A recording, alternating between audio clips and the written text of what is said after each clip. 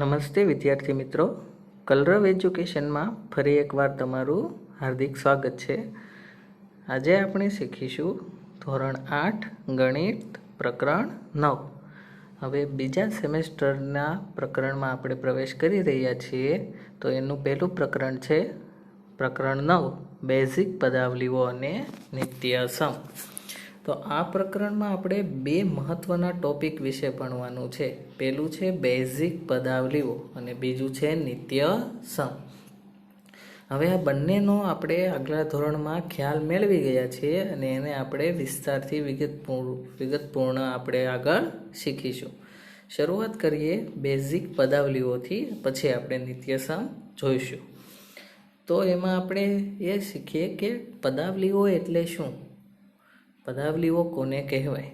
તો મિત્રો, આપણે અગાઉના ધોરણમાં બેઝિક પદાવલીઓનો પરિચય મેળવી ગયા છીએ કે બેઝિક પદાવલીઓ કોને કહેવાય, કે જે ચલ અને અચલ સ્વરૂપે એકબીજા સાથે સંકળાયેલી હોય તેને. ચલ હોય કે જેમાં કિંમતો નિરંતર બદલાતી રહેતી હોય અથવા ચોક્કસ ન હોય, અને અચલ કોને કહેવાય, કે જેની કિંમત ચોક્કસ હોય. તો એ બંનેથી સંકળાયેલી હોય સરવાળા કે બાદબાકી સ્વરૂપે, તેને કહેશું પદાવલી. જો અહીંયા એના કેટલાક ઉદાહરણ આપણને આપેલા છે. x+3. તો અહીંયા x એટલે ચલ કે જેની કિંમત આપણને ખબર નથી અથવા એનું મૂલ્ય આપણને ખ્યાલ નથી, અને 3 કે એનું મૂલ્ય તો આપણને ખ્યાલ જ છે કે આની કિંમત 3 જ છે, અને બંને સરવાળા સ્વરૂપે એકબીજા સાથે સંકળાયેલા છે. એટલે x+3 ચલ અને અચલ એકબીજા સાથે સરવાળાથી સંકળાયેલા છે, એને કહેશું આપણે પદાવલી. બીજું જોઈએ 2y-5. તો બંને બાદબાકીથી બે પદ જોડાયેલા છે, ચલ અને અચલ. અહીંયા જુઓ, અહીંયા અચલ કોને કહેશું 2 અને 5, અને yને કહેશું ચલ કારણ કે એની કિંમત આપણને ખ્યાલ નથી. એવી જ રીતે 3x², પછી 4xy+7, આ બધાને આપણે કહીશું પદાવલીઓ.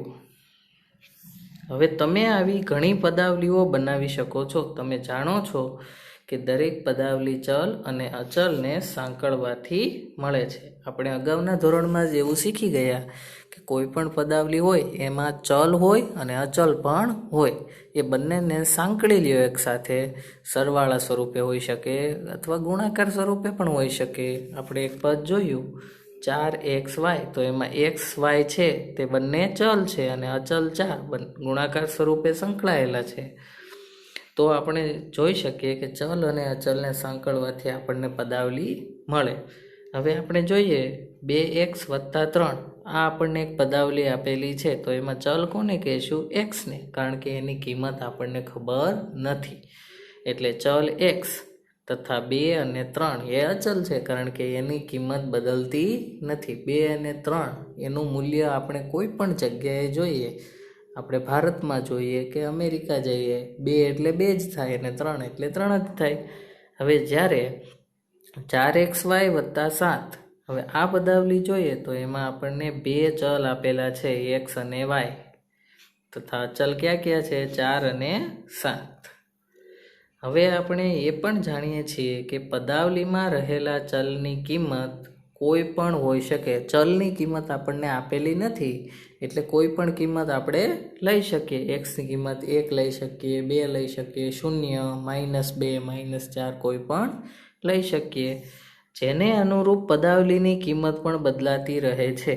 હવે આપણે એ જાણીએ છીએ કે આપણે કોઈ પણ ચલ હોય, ધારો કે એક્સની કિંમત 1 લ્યો તો આપણને કંઈક પરિણામ મળશે. હવે એક્સની કિંમત બદલાવીને 2 કરો તો આપણને પરિણામ અલગ મળે. એટલે કે ચલની કિંમત આપણે કોઈ બદલાવતા જઈએ તો પદાવલીની કિંમત પણ બદલાય જાય. ઉદાહરણ તરીકે આપણે એક પદાવલી જોઈએ 2y-5. એના માટે સમજીએ તો yની કિંમત પહેલાં આપણે 2 લઈએ તો 2y-5 માં y કેટલા લેવાના છે, 2. તો 2 × 2 અને -5, 2 × 2 એટલે 4, 4માંથી 5 બાદ કરો તો -1. હવે આપણે y બરાબર 2 નથી લીધા અને y બરાબર 0 લઈએ તો 2y-5. હવે yની જગ્યાએ 0 કિંમત મૂકીએ તો 2 × 0 એટલે 0. 0માંથી 5 બાદ કરો એટલે શું મળશે, -5. તો આપણે જોઈ શકીએ કે y બરાબર 2 લીધા ત્યારે પદાવલીની કિંમત -1 અને y બરાબર 0 લઈએ તો પદાવલીની કિંમત -5.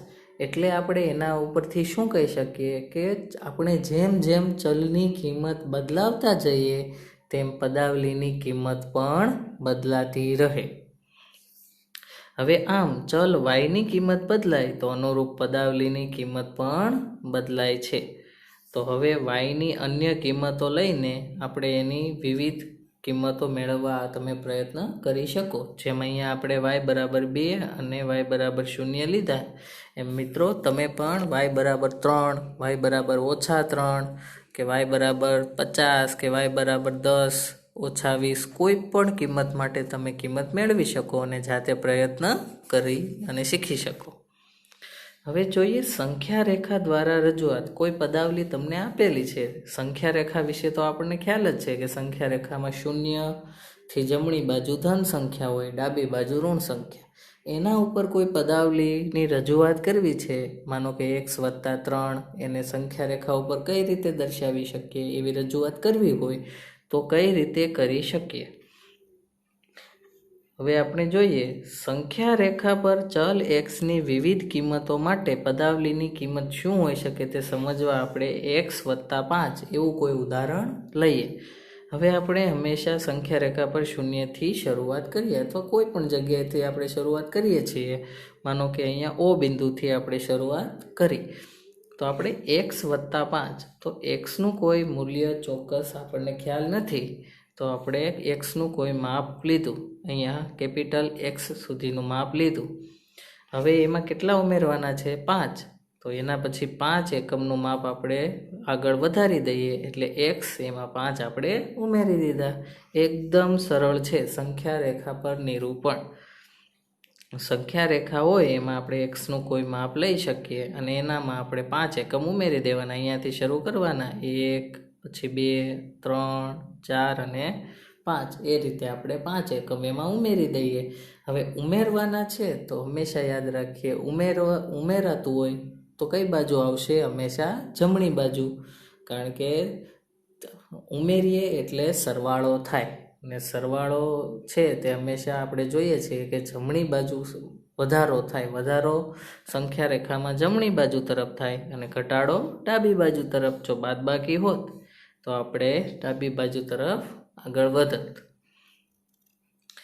હવે આપણે આ આકૃતિ પરથી ખ્યાલ આવે કે ચલ xનું સ્થાન છે તે x ઉપર છે, એટલે સ્મોલ x જે આપણે લીધો તો એનું સ્થાન અહીંયા સુધી આપણે કેપિટલ X સુધી લીધું અને એને અનુરૂપ પદાવલી x + 5નું સ્થાન આપણે નક્કી કરવું હોય તો P સુધી જશે. એટલે કે x બિંદુથી 5 એકમ જમણી તરફ. સરવાળો છે એટલે હંમેશા જમણી તરફ થાય. હવે એ જ રીતે આપણે બાદબાકી જોઈએ તો પદાવલી x - 4 માટે વિચારીએ તો એ 4 એકમ ડાબી તરફ આપણને મળશે. તમે મિત્રો જાતે પ્રયત્ન કરી શકો.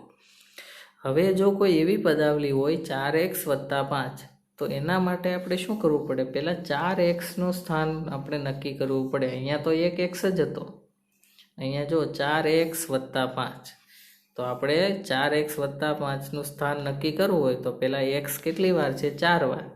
તો અહીંયા તો જો આપણે 1x સુધીનું જ માપ લીધું હતું.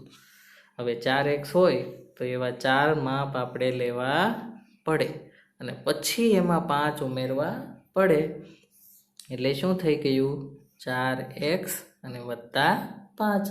એકદમ સરળ સ્વરૂપે આપણે નિરૂપણ કરી શકીએ. હવે આપણે આકૃતિમાં જોઈ શકીએ કે ચલનું સ્થાન બિંદુ x પર નિશ્ચિત કરીએ તો 4xનું સ્થાન બિંદુ C પર, એટલે કે અહીંયાથી આપણે આગળ વધતા જઈએ. 4 વાર x લીધા તો બિંદુ C ઉપર 4x પૂર્ણ થયા અને એમાં 5 ઉમેરીએ તો બિંદુ D સુધીનું માપ સુનિશ્ચિત થાય. હવે ઉપરોક્ત આપણને બંને આકૃતિ આપેલી છે, એમાં ચલની ધન કિંમત લીધેલી છે, અર્થાત x > 0. x છે તે કેવું લીધું છે? 0 થી મોટું. આપણે ઋણ કિંમત માટે પણ વિચારી શકીએ. જેમ આપણે કીધું કે બાદબાકી કરીએ તો ડાબી બાજુ પણ થઈ શકે, એમ આપણે xની ઋણ કિંમત માટે લઈને આગળ આપણે સરવાળો કરી શકીએ. હવે અહીંયા તમને થોડુંક અમુક એવા દાખલાઓ છે જે પ્રયત્ન કરવાના છે. એમાં પહેલું છે એક ચલ ધરાવતી વિવિધ પદાવલીના 5 ઉદાહરણ આપો. મિત્રો આપણે અત્યારે થોડી વાર પહેલાં જ શીખી ગયા કે પદાવલી એટલે શું? ચલ અને અચલને સાંકળવાથી મળે. x + 5 કે 4x - y, કોઈ 2y - 5 જેવા આપણે ઉદાહરણ લીધા. તો એવી કોઈ પણ 5 ઉદાહરણ તમારે જાતે લખવાના છે. જાતે તમે પ્રયત્ન કરો. તમને આવડે છે કે નહીં? પ્રયત્ન કરો. પછી બીજું જોઈએ, 2 ચલ ધરાવતી વિવિધ પદાવલીના 5 ઉદાહરણ આપો. હવે 2 ચલ આપણે જોઈ ગયા, 2 ચલવાળા ઉદાહરણ જેમાં x અને y બંને હતા. હવે તમે ધારો તો y અને z પણ લઈ શકો. એવું જરૂરી નથી કે આપણે x જ લેવું પડે. તમે ઈચ્છો તો x અને z લ્યો. ABCDના કોઈ પણ અક્ષરો લઈને તમે ચલ લઈ શકો. જરૂરી નથી કે x y z જ લેવા. તમે P લઈ શકો, Q લઈ શકો, R લઈ શકો, S કોઈ પણ તમે ચલ લઈ શકો. એવા 2 ચલ હોવા જોઈએ. 2 ચલ રાખીને કોઈ પણ કિંમત તમે બતાવી દો. xy કે xy - 5, yz - 6 કે r + y, એવા 2 ચલ આવતા હોય તો એ ઉદાહરણ મળી ગયા. એવા 5 ઉદાહરણ જાતે લખવાના પ્રયત્ન કરો.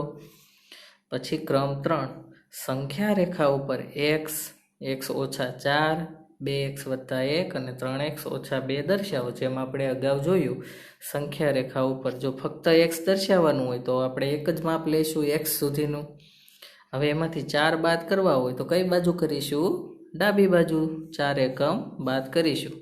પછી 2x + 1, તો xનું માપ 2 વાર લઈને એમાં 1 ઉમેરી દેવાના.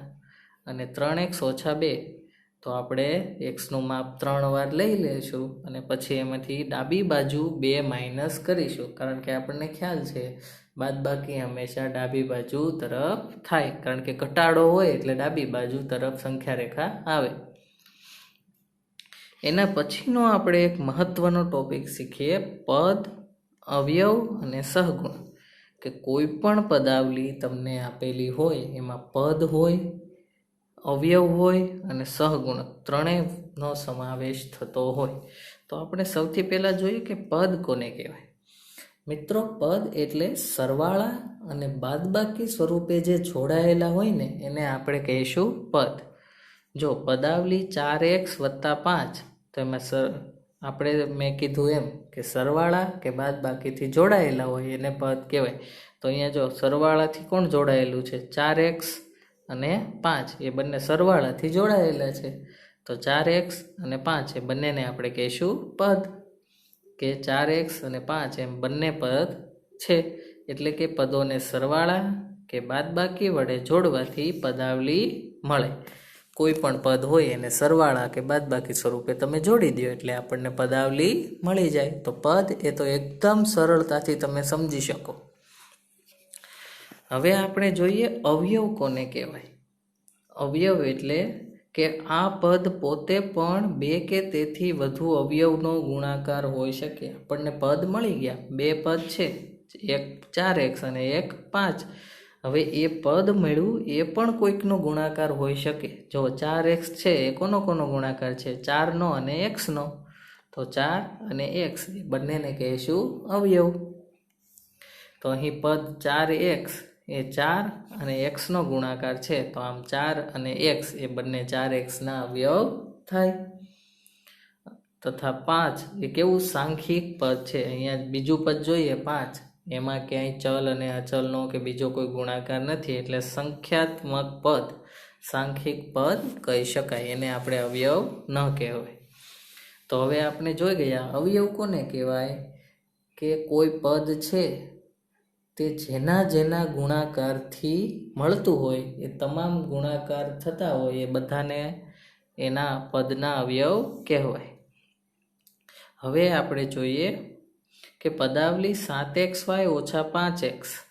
અહીંયા તો આપણને જો કેટલા પદ મળશે? પહેલું પદ 7xy, બીજું -5x જે બાદબાકીથી જોડાયેલા છે. અહીંયા નિશાની માઇનસ છે એટલે આપણે નિશાની માઇનસ લેવાની. 2 અલગ અલગ પદ છે. તો પદ 7xy છે એ કોનો ગુણાકાર? 7નો, xનો અને yનો. તો એમ 3 અવયવનો ગુણાકાર થયો. તો 7, x અને y ત્રણેય શું થયા? અવયવ. એ જ રીતે -5x છે તો -5 અને xનો ગુણાકાર, જેમાં સાંખ્યિક અવયવને જે તે પદનો સહગુણક અથવા સહગુણક કહેવાય. સાંખ્યિક પદ ટૂંકમાં સંખ્યા જે હોય એને આપણે કહીશું સહગુણક. જે ચલ સાથે જોડાયેલો હોય અથવા ચલ સાથે જે ગુણાકારમાં હોય એને કહીશું આપણે સહગુણક. પહેલા પદમાં જુઓ, અહીંયા આપણને x સાથે કેટલા છે ગુણાકારમાં 4, તો 4ને કહેવાય સહગુણક. અહીંયા આપણે xy સાથે ગુણાકારમાં કેટલા છે 7, તો એને કહીશું સહગુણક. અહીંયા xની સાથે -5, તો -5ને કહીશું સહગુણક. તો ટૂંકમાં જે સાંખ્યિક પદ હોય એને સહગુણક કહેવાય, અથવા બીજા અર્થમાં કહીએ તો ચલ સાથે જે ગુણાકારમાં હોય તેને આપણે સહગુણક કહીએ. તો પદ 7xy માં 7ને સહગુણક અને -5xમાં -5ને સહગુણક કહેવાય. તો મિત્રો, આ આપણે શીખ્યા પદ, અવયવ અને સહગુણક. ત્રણેય એકદમ સરળ છે. પદ એટલે જે સરવાળા અને બાદબાકીથી જોડાયેલું હોય, અવયવ એટલે જેનો ગુણાકારથી મળતું હોય, અને સહગુણક એટલે કે ચલ સાથે જે ગુણાકારમાં હોય તે કિંમત અથવા તે સંખ્યા. તો આપણે અહીંયા એક ઉદાહરણ આપેલું છે, પ્રયત્ન કરો એવું કરીને પદાવલી x² - 10x² + 5xy² - 20 એના દરેક પદના સહગુણક ઓળખો. હવે પેલું પદ કયું છે આમાં? x²y². આનો સહગુણક કેટલો થાય? આની સાથે બંને સાથે ગુણાકારમાં કેટલા છે? આગળ કંઈ આપેલું નથી, તો ત્યાં ગુણાકારમાં કેટલા હોય? 1 હોય. જ્યાં કંઈ ગુણાકારમાં ના હોય ત્યાં 1 હોય. એટલે પહેલા પદનો સહગુણક 1. બીજા પદમાં ગુણાકારમાં કેટલી છે સંખ્યા? 10, પણ કેવા? માઇનસ, એટલે સહગુણક -10. ત્રીજા પદમાં 5, પણ કેવા? પ્લસ. અને ચોથું પદ છે તે તો સાંખ્યિક પદ છે એટલે એને સહગુણક ના કહેવાય. તો 3 સહગુણક મળે આપણને, 1, -10 અને 5.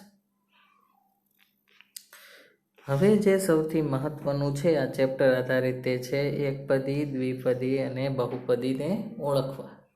આપણે અગાઉના ધોરણમાં પણ શીખી ગયા મિત્રો કે બહુપદી કોને કહેવાય, અથવા એકપદી, દ્વિપદી એના બધા પ્રકારો છે. તો આપણે એ આગળ જોઈએ, એકપદી કોને કહેવાય, દ્વિપદી અને બહુપદી. તો જે પદાવલીમાં માત્ર એક જ પદ હોય તેવી પદાવલીને આપણે કહીશું એકપદી. હવે માનો કે હું કોઈ સંખ્યા લખું, 5x એવું કોઈ પદ લખ્યું. કેટલા પદ થયા? 5x એટલે એક જ પદ લખ્યું. અથવા હું ખાલી કોઈ સંખ્યા લખું 4, એક જ પદ છે, તો એને આપણે કહીશું એકપદી. પછી આ જ રીતે 2 પદ ધરાવતી પદાવલીને દ્વિપદી. માનો કે x + y, તો 2 અલગ અલગ થઈ ગયા, વચ્ચે સરવાળો છે એટલે. અથવા 4x + 6, તો એને કહીશું દ્વિપદી. અને એ જ રીતે 3 પદ ધરાવતી પદાવલી હોય તો એને ત્રિપદી. જેમ કે x + y + z, 3 પદ થઈ ગયા, તો એને આપણે કહીશું ત્રિપદી. અથવા વ્યાપક સ્વરૂપે અથવા એક જ વ્યાખ્યામાં આપણે બહુપદીની વ્યાખ્યા આપવી હોય તો આપણે મિત્રો કઈ રીતે આપી શકીએ? કે એક કે તેથી વધુ પદ, એટલે એક પદ પણ હોઈ શકે અથવા એકથી વધારે પદ પણ હોઈ શકે, અને જેના સહગુણકો 0 ન હોય. એટલે ચલ સાથે ગુણાકારમાં જે પદ હોય તે ક્યારે 0 ન હોય, કારણ કે સહગુણક 0 હોય તો એવું તો કોઈ પદ જ ન બને. એટલે એક અથવા એનાથી વધારે પદ હોય અને જેના સહગુણક ક્યારે 0 ન હોય, અને ચલના ઘાતાંક અનઋણ હોય. એટલે ચલ તમને આપેલો છે x, y કે z કોઈ પણ, એની ઉપરનો જે ઘાતાંક છે તે અનઋણ હોય. અનઋણ એટલે ધન, ઋણ ના હોય તેવું ધન. એટલે ઘાત હંમેશા ધન હોય, તેને બહુપદી કહેવાય. એટલે સરળ ભાષામાં આપણે 3 મુદ્દા યાદ રાખવાના. પહેલું, એક કે તેનાથી વધારે પદ હોય. પછી બીજું, સહગુણક 0 ન હોય. અને ત્રીજું, ચલનો ઘાત હંમેશા કેવો હોય? ધન. એને કહીશું બહુપદી. તો આમ બહુપદીમાં પદની સંખ્યા 1 થી વધારે ગમે તેટલી હોઈ શકે. 1 પણ હોઈ શકે, 1 થી વધારે. સહગુણક ક્યારે 0 ન હોય. તથા ચલનો ઘાત હંમેશા ધન હોય. અહીંયા જો ઉદાહરણ તમને આપેલા છે. એક પદી એટલે કે એક જ પદ હોય, 4x વર્ગ એક જ પદ છે, ક્યાંય સરવાળા કે બાદબાકીથી અલગ અલગ જોડાયેલ નથી. પછી 3xy -7z 5xy વર્ગ, અહીંયા 10y -9 82 mnp. આ બધા એક જ પદ છે, વચ્ચે ક્યાંય સરવાળા કે બાદબાકીથી જોડાયેલા નથી.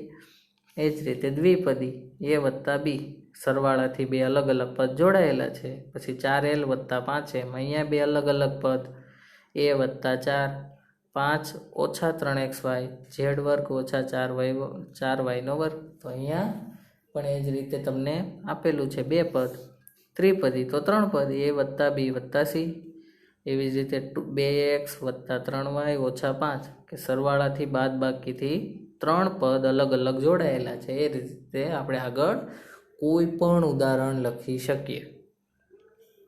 એ જ રીતે બહુપદી, ટૂંકમાં 3 કે તેનાથી વધારે કોઈ પણ પદ હોય એને પણ આપણે બહુપદી કહી શકીએ. જેમ કે a વત્તા b વત્તા c વત્તા d, અહીંયા 4 પદ છે તો એને પણ બહુપદી કહી શકીએ. અહીંયા 3xy એક જ પદ છે, એને પણ બહુપદી કહેવાય જ.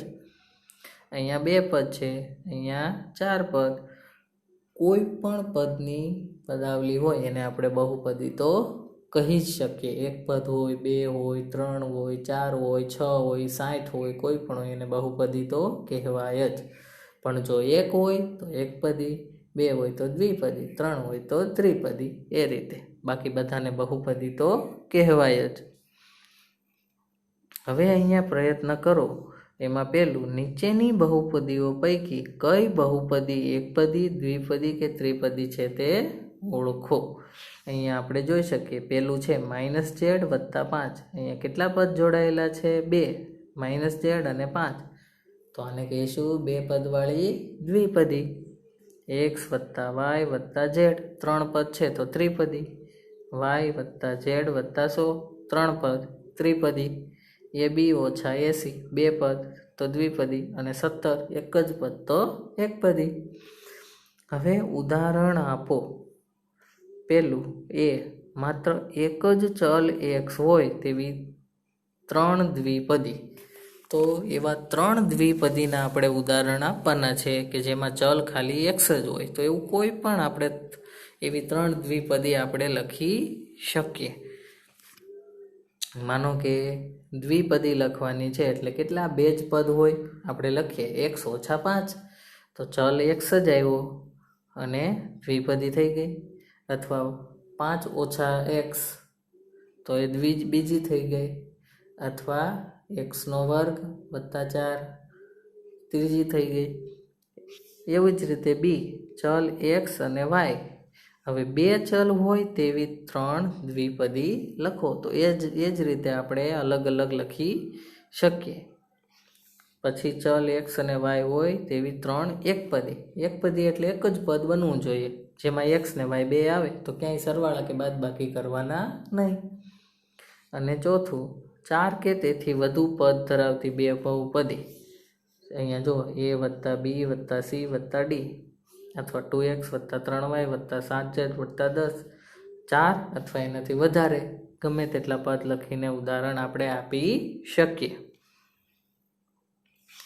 એના પછીનો એક આપણે મહત્વનું ટોપિક ભણીએ, સજાતીય પદ અને વિજાતીય પદ, જે આપણે સરવાળા બાદબાકી કરવામાં ખૂબ જ મહત્વનો બનશે. સજાતીય અને વિજાતીય પદ કોને કહેવાય? સજાતીય પદ એટલે કે જેમાં જે પદોમાં ચલ એકદમ સરખા હોય. આપણે અવલોકન કરીને શીખીએ. જો 7x અને 14x, અહીંયા બંનેમાં જો આગળની સંખ્યા આપણે જોવાની નથી, પ્લસ માઇનસ ગમે તે હોય, ફક્ત ચલ જોવાનો. અહીંયા ચલ x છે, અહીંયા પણ ચલ કેટલા છે? x. તો આ બંનેને કહીશું સજાતીય. અને જો એવું ના હોય તો એને કહેવાય વિજાતીય. ફક્ત એટલું જ યાદ રાખવાનું કે જે પદમાં ચલ એકદમ બંધ બેસતો હોય, અહીંયા x હોય તો x વર્ગ તો x વર્ગ, xy તો xy.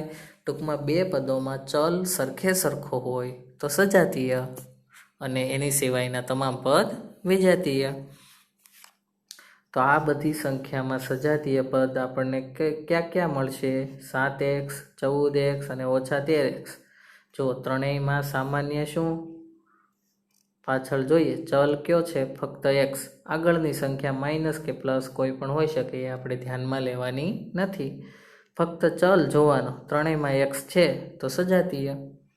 પછી બીજું ઉદાહરણ 5x² અને -9x². જો આગળ પ્લસ માઇનસ હોઈ શકે, આપણે તો ફક્ત ચલ અને ચલની ઘાત જોવાની. x² તો અહીંયા પણ x² જ છે એટલે બંને સજાતીય થાય.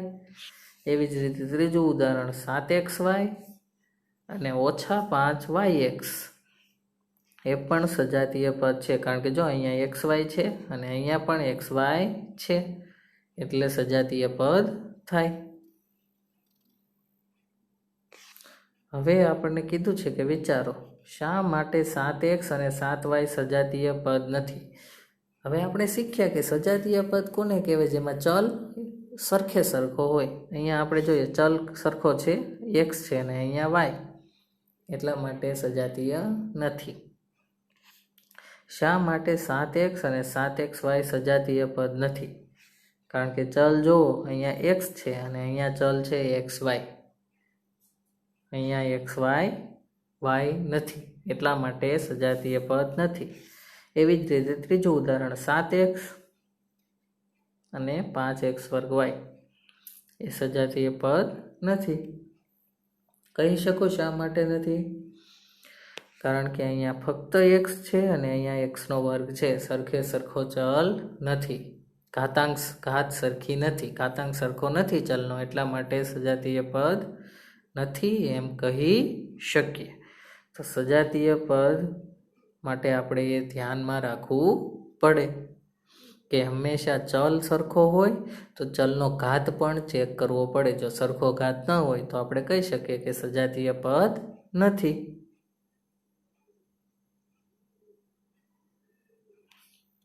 હવે આપણે છે પ્રયત્ન કરો, નીચેના પદો પરથી બે સજાતીય પદ લખો.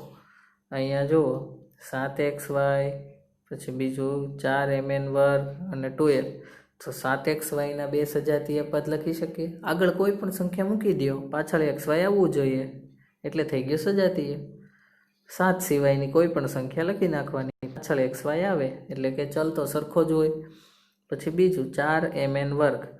તો અહીંયા આપણને ચલ છે mn². આગળની સંખ્યા પ્લસ માઇનસ કોઈ પણ અલગ લખી નાખો અને બે ઉદાહરણ બની જાય. એવી જ રીતે 2l. તો પાછળ આપણને ચલ તો ખબર જ છે l છે, અચલ તમે બેની જગ્યાએ 3 લખી નાખો કે -3 કે -6 કોઈ પણ લખી શકીએ એટલે આપણને એનું ઉદાહરણ મળી જાય. એ જ રીતે આપણે સજાતીય પદ હોય એ ઓળખી શકીએ.